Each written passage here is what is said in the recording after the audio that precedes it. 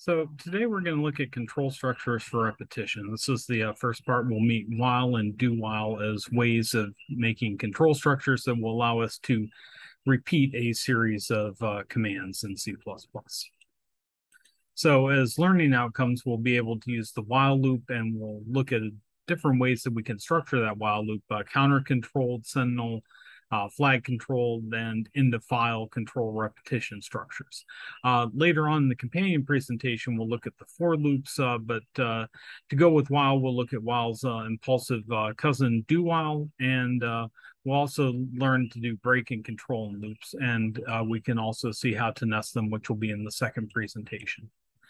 So why use repetition? Well, consider the code to determine the average number of calories burned each day doing regular exercise, something like an Apple Watch here.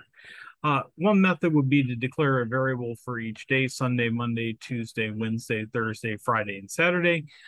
Enter the number of calories burned on that day, add them all together, and store the result in a variable for the week's total, and then divide that by 7.0 in order to find the average. Second method would be to create a loop that reads a number into the variable and adds it to the variable that contains the sum of the numbers. And then we can divide that by 7.0.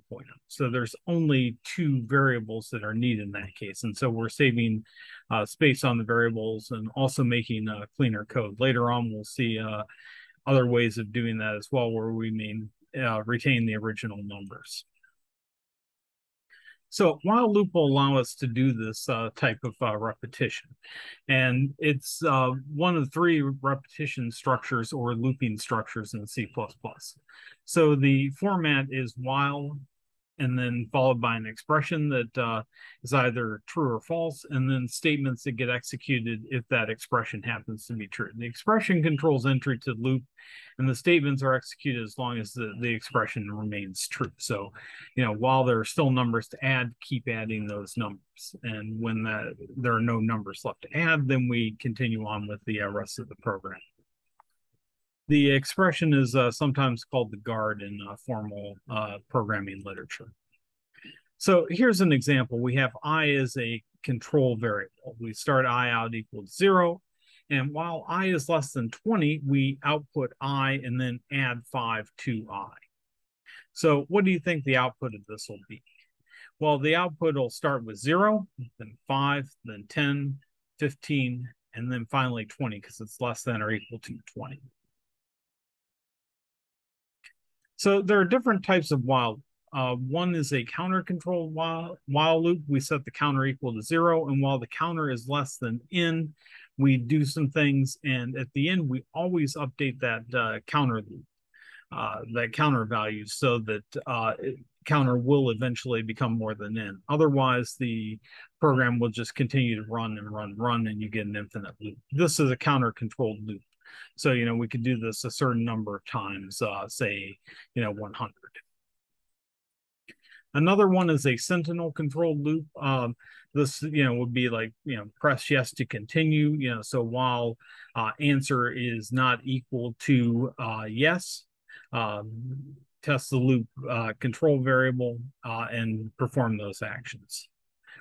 Or while it's not equal to no, sorry. And the loop will end when the Sentinel is encountered. Flag-controlled loops use a Boolean variable to control the loop. These are found in search routines, also in game loops. While the game is not finished, continue to execute the main game loop. And in the case of searching for something, we set is found equal to false, and while it's not found, we continue to look for it. And then once we find it, we set the expression is found equal to true, and then we can exit that loop.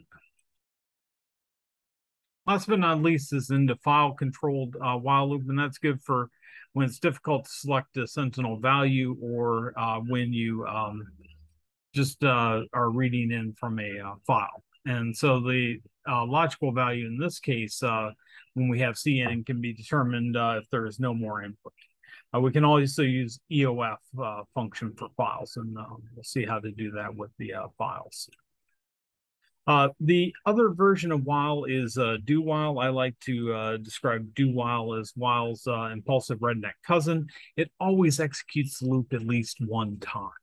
It then checks to see whether it should continue at the end of the loop. So it does it at least once and then checks to see whether it should continue. And so this one here is going to be the same as the first example, putting I and then adding 5. And so it becomes false, which halts the loop after you add 5 to 20. It becomes 25 and then halts the loop. But this one does it at least once and then checks to see whether it should be doing it. So it's slightly different. The good news is you can structure while and do while so that they do the same thing. I like the while because it's easy to see the guard up at the top, whereas do while has the guard, the condition down at the bottom, and it also requires a semicolon on the end of that while, which the standard while loop does not. So next time we'll take a look at for or counted loops.